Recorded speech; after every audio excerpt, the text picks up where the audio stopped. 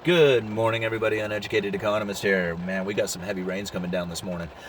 Wanted to talk a little bit about these big banks. They are being accused yet again of some more criminal behavior. I think it was 8 of them, if I remember right from the article, are being accused of basically gaining the system when it comes to some municipal bonds issued by Philadelphia and Baltimore.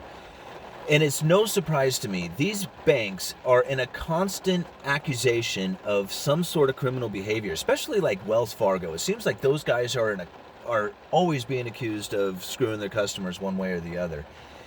And I look at these accusations, and it's basically these banks are trying to gain as much money as they can possibly get, and this is from municipal bonds. I mean, this is the taxpayers who end up flipping the bill for this one in the end. So they're taken from the taxpayers. I mean, if it was investors who were trying to,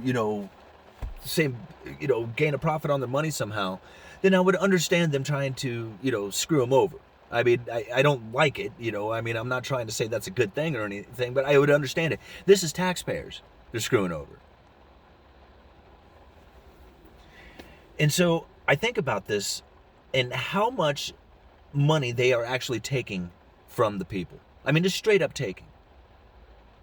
Because it was what that congresswoman out of California, Porter, talking about how in a roundabout way, with the Federal Reserve purchasing of ETFs through their special purpose vehicle where they lend money to a separate entity that's away from the Federal Reserve, because the Federal Reserve can't technically do this.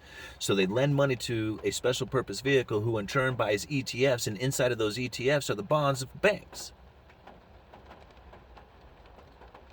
So basically the people, the taxpayers, are lending money through a roundabout way through the Federal Reserve to buy bonds out of the big banks.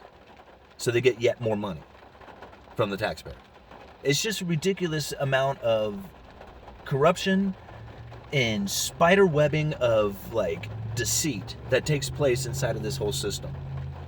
And so when I look at cryptocurrencies, and people say or I even talk about cryptocurrencies, people tell me that it was just well, this is a terrible draconian system that's going to be taxing and surveillance and you'll have no freedoms left after this. Okay, well, you know what? This system that we have in current, use is pretty much useless to us right now.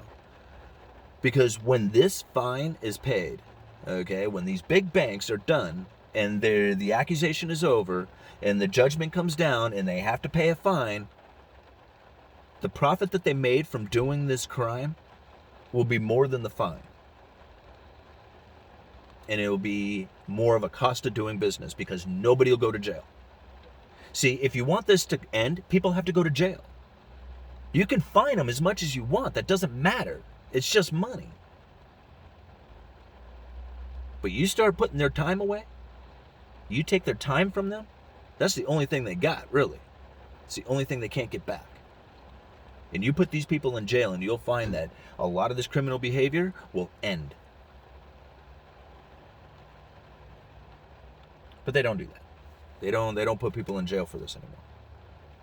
Uneducated Economist. You guys let me know.